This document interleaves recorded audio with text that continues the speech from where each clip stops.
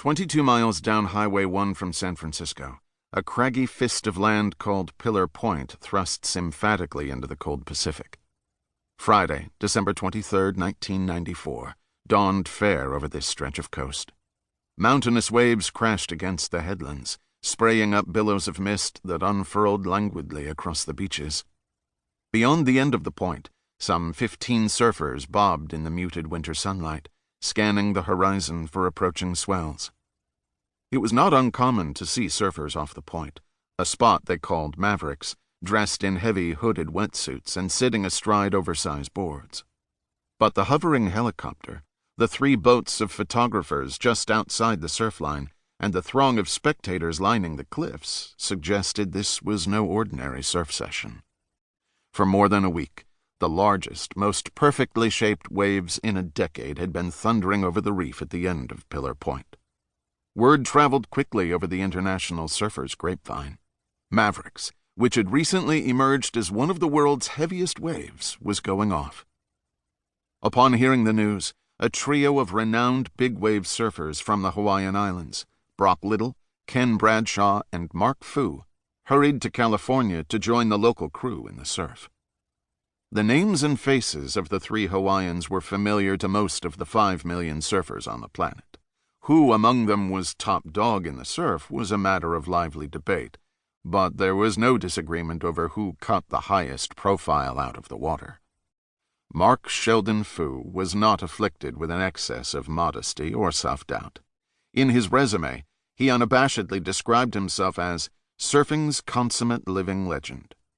Detractors called him grandiose, and worse, but it didn't crimp Foo's style. In his filofax were the phone numbers of surfing's premier photographers, whom he cultivated and kept in close contact with. His picture appeared in print with uncanny frequency, and he hosted a surfing show on cable television. Foo made no bones about his thirst for fame or his strategy for achieving it. Ride the world's biggest waves with singular audacity, and do it when the cameras were rolling. That Friday morning, cameras were present in abundance to document the historic convergence of Foo and his celebrated colleagues on Mavericks. It promised to be a momentous coming out for an underappreciated California wave. Despite its proximity to San Francisco and Santa Cruz, as recently as 1990, only a handful of locals had ever heard of Mavericks, and only one brave soul, a townie named Jeff Clark, had actually surfed it. By and by, rumors started to drift up the coast about a misto surf break near Half Moon Bay that generated thick, grinding barrels, tall enough to drive a bus through.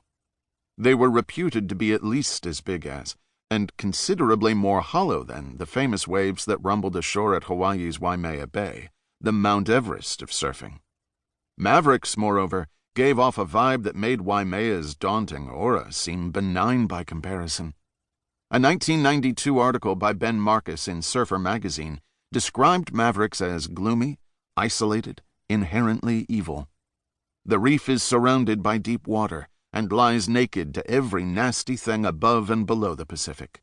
Aleutian swells, northwest winds, southeast storms, frigid currents, agro-elephant seals, and wilder things that snack on agro-elephant seals.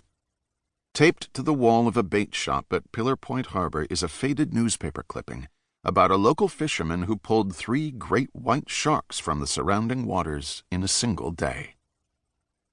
Initially, as luck would have it, the waves that Friday morning failed to live up to the inflated expectations of the visiting surfers and assembled media. As they paddled out to the lineup, none of the Waimea veterans was especially impressed or intimidated by what he saw. The epic surf of the preceding week had diminished somewhat. The crowds in the water and on the cliffs provided an uncharacteristic sense of security. It was a little anticlimactic, Bradshaw confirms. A few big sets came through, but nothing really huge. Everybody was just out there having fun. Shortly before noon, however, Mavericks showed its true face. Somebody in the gallery on the cliffs yelled, "Set!" A procession of telltale black lines was rushing toward the point at 22 knots. Half a mile offshore, Bradshaw saw the approaching swells and maneuvered into position. He let the first wave of the set roll under him, then started paddling in earnest for the next one. As the swell charged out of deep water and rushed over the reef, it humped up to the dimensions of a drive-in movie screen, seemed to pause for a beat to marshal its power, and began to topple forward. Digging hard down the surging face, Bradshaw noticed Foo, his friend, his longtime antagonist, several yards ahead and slightly to the right, scrambling for the same wave.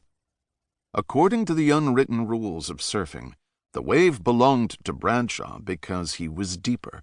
That is, he was positioned closer to its peak, the part of the wave that would momentarily pitch shoreward and slam down. But I was maybe a little too deep, Bradshaw reflects, and I could see that Mark was already committed, so I decided to back out and let him have it. Pulling up abruptly, Bradshaw plunged his legs to either side of his board and jammed on the brakes. The wave bucked to full height and then slid out from under him. Perched for a moment on the tottering, feathering crest, he caught a glimpse of Foo stroking powerfully down the face, ready to leap to his feet, in perfect position to make the wave. The motor drives of more than a dozen cameras, all trained at Foo, began to grind. It was the last time Bradshaw would see Foo alive.